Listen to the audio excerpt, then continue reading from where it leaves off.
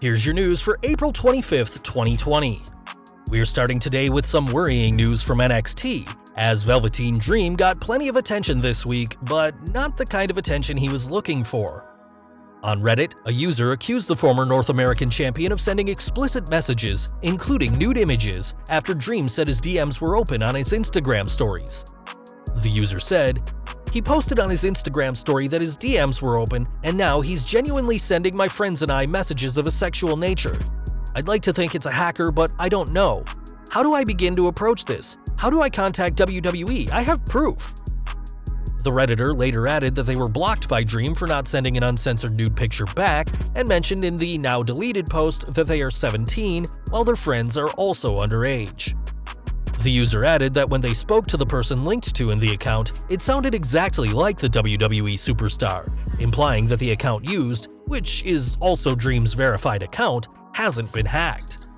An alleged audio clip of the person who used Dream's account has also been uploaded online, where the user asks, "What school do you go to?" And it certainly sounds like the NXT superstar. On Twitter, Dream claimed that he did not communicate inappropriately with anyone, but admitted that the photo sent is indeed him, though claimed that it was shared without his consent or knowledge, and that he's working with a third party to look into this matter. So far, WWE have not commented publicly on this situation, though the Reddit user claims to have more evidence which will be taken to the police. And while some have claimed that this is a hacker situation, if it turns out to be Dream himself who sent the image, then this could easily lead to his departure from the company. From NXT to Smackdown now, as this week's main event saw Shawn Michaels host a special 25th anniversary celebration for Triple H. And while the pair saw Stephanie McMahon, Ric Flair, and the Road Dogg call in over FaceTime, Vince McMahon wasn't a fan. Showing up in person at the end of the segment, the boss said it was one of the worst things he's seen of all time, and argued that if the arena was full of fans, they'd be chanting "boring." Comparing the segment to Bayley This Is Your Life, The Gobbledygooker, and even Katie Vick, McMahon ended the show saying he loves his son-in-law, but demanded the show be shut down, and we doubt the Heartbreak Kid will be throwing another celebration for his buddy anytime soon. We've got some news from Smackdown now, and over the past few weeks, the WWE has been documenting the career of Jeff Hardy, with this week's chapter including a very special guest. Last night's chapter, titled The Redemption, showed Jeff's journey back to WWE and included footage of his return at Wrestlemania alongside his brother and AEW star Matt Hardy. Online, a lot of fans tweeted the Broken One to comment on his image being used on WWE programming, though Matt made it clear that AEW knows all about the package with him in it and are perfectly fine with it. After debuting on AEW recently, Hardy challenged Chris Jericho to a match at the Hardy compound a few weeks ago on Dynamite. And though the former AEW World Champion hasn't answered the call, it's almost certain the match will happen down the line. We're focusing on Monday Night Raw next, as the show hasn't seen some strong ratings as of late. Though the simple response is that the lack of a crowd due to the ongoing global situation is behind the falling numbers, Vince McMahon reportedly believes otherwise. According to Cage Side Seats, the WWE Champion is putting the blame on the talent, and believes that it's because new talent is being featured who still have to get over, and because Brock Lesnar is no longer WWE Champion. Though fans have been supportive of Drew McIntyre as WWE Champion, this seemingly hasn't been enough to please the boss. And while we don't know when Lesnar will appear next, it's possible that the part-timer may once again end up holding the WWE Championship. Now, we've already mentioned that Vince McMahon didn't exactly enjoy his son-in-law's celebration on SmackDown, but one person who was much nicer to the cerebral assassin was Chris Jericho, as the former AEW World Champion took to Twitter to congratulate Triple H, saying, "Times and circumstances may change, but one thing that will never change is the amazing chemistry that I had with Triple H. I just wanted to wish him a happy 25th anniversary to one of the greatest to ever step inside the wrestling ring, and a guy that I had just killer chemistry with. Every match we ever had was great. Lemmy would be very proud of you, and here's to another 25 years of dominating the wrestling world as only the game can do." If fans want to check out one of the pair's best matches, we recommend their Last Man Standing encounter from Fully Loaded 2000, and it's cool to see that while they may be in companies competing against each other, the game and the best in the world at what he does have remained friends. Speaking of Y2J, the AEW star recently sat down with the Major Wrestling Figure podcast, where he revealed that his status with AEW prevented him from looking at the latest batch of WWE toys. He said, "I was downstairs, and I wanted to see the WWE setup, and they told me I couldn't. I was like, the fuck I can't? I made these guys millions of dollars in action figures. You're telling me I can't go up there?" So I walked up there, and there was a security guard who wouldn't let me in. But there was a guy who works for whoever WWE works with was like, come on in. Jericho went on to say that when he tried to share what he was doing on Instagram, the WWE rep pleaded with him not to post it, saying he could lose his job over this, and admitted that he was surprised WWE would fire somebody for letting him in. It's clear that there's competition between AEW and WWE, not just on TV, but also in their toys, and this is something Jericho found out the hard way. We're going back in time to WrestleMania 36, as while the WWE shop has plenty of items related to the show on their website, fans can now add dirt to their basket. This nicely framed dirt, which will ship on May 8th, comes in a plaque celebrating the Boneyard match, and with just 536 being made, we're sure there are plenty of fans willing to spend $75 on such a unique piece of WrestleMania history.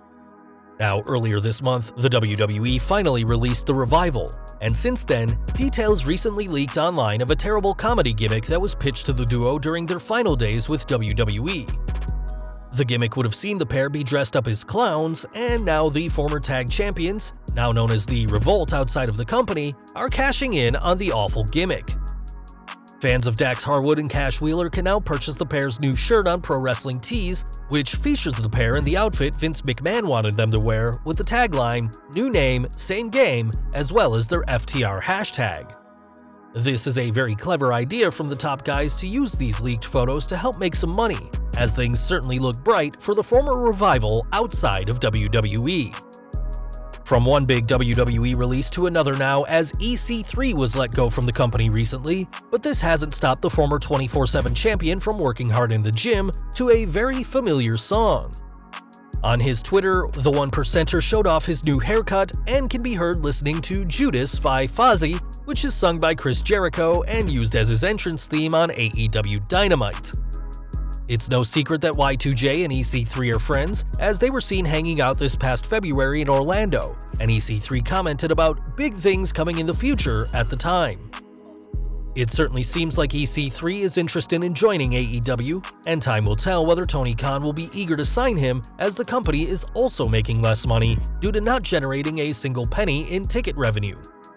In fact, the only source of income for AEW at the moment is from their TV contract with TNT.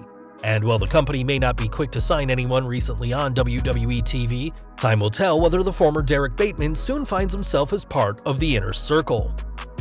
Although fans won't see EC3 on WWE anymore, the show still goes on, and next week's Smackdown will see 2 Money in the Bank qualifying matches take place. On the men's side, Otis and Dolph Ziggler will continue their feud, as the winner will join Daniel Bryan, Rey Mysterio, Aleister Black, Apollo Crews, and King Corbin in the men's ladder match. Next week's show will also see Bryan and Corbin face off in singles action, as the former WWE champion looks for revenge for his tag partner Drew Gulak, who Corbin defeated to qualify. On the women's side of things, Carmella will face Mandy Rose, with the winner joining Mella's tag partner Dana Brooke, Asuka, Shayna Baszler, and Lacey Evans, who defeated Sasha Banks on this week's SmackDown to advance. Next week's SmackDown won't be the only show to have Money in the Bank ramifications, as Monday Night Raw will also see a massive contract signing.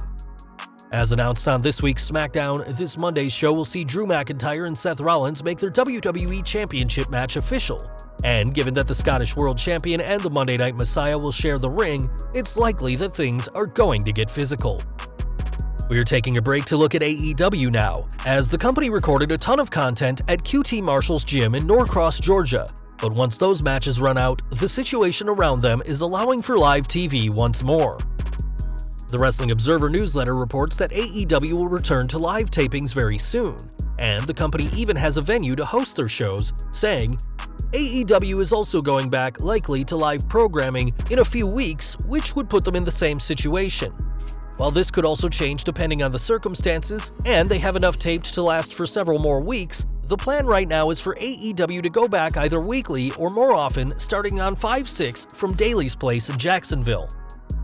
Of course, anything can change in the ongoing global situation, but for now, the Daily's Place provides a great atmosphere for AEW, and time will tell just how long it'll be before crowds can return to the show. Back to WWE now, and we've got more news from Raw, and while Apollo Crews has been on the main roster for a long time, it's only recently that the former Uhaa Nation has received something close to a push. According to Sportskedia's Tom Colohue, Crews is a favorite of Raw executive director Paul Heyman, as much like Aleister Black and Murphy, Heyman sees great potential in the athletic star. He said, "There are definitely a few people who wanted to see him pushed. Paul Heyman wanted to get a hold of him on Raw. He got him, and we saw a great match with Aleister Black, and he's had a match with MVP now." That match with MVP allowed Crews to qualify for the men's Money in the Bank ladder match, and though it's unlikely he'll win, just having a spot in the match is a huge step up for Crews after years of not being used. Speaking of AEW, the company is set to host their Double or Nothing pay-per-view next month, and there's been an update on where exactly the show will take place. In an update from F4W Online, Dave Meltzer noted that the plan is for the show to be filmed in Jacksonville, Florida, over 2,000 miles from the originally planned venue of the MGM Grand Garden Arena in Las Vegas, which is no longer an option due to the Strip being closed. Given that AEW is planning to air and tape episodes of Dynamite from the Daily's Place in Jacksonville leading up to the show, it's highly likely that the venue will also play host to the pay-per-view. Due to professional wrestling being deemed an essential service in the state of Florida, AEW is allowed to run shows there just like WWE is allowed to. It's also been reported that AEW will be resuming their TV tapings starting next month, as the relatively new promotion is doing all it can to keep producing content during these difficult times. And finally today, we're ending with news from NXT, as due to the ongoing global situation, not everybody's been able to make the tapings. The Wrestling Observer noted that both Beth Phoenix and Nigel McGuinness have been absent from the show for good reason, saying, "With both McGuinness and Phoenix having young children and not wanting to quarantine for 2 weeks, neither are working right now." Speaking of the commentators, Mauro Ranallo has been unable to make the tapings from California, but the company has set up a system where he can record his voice for certain matches. Phoenix and McGuinness will likely return to the NXT announce desk very soon, but until then, fans will just have to deal with not hearing the Glamazon or the British former wrestler.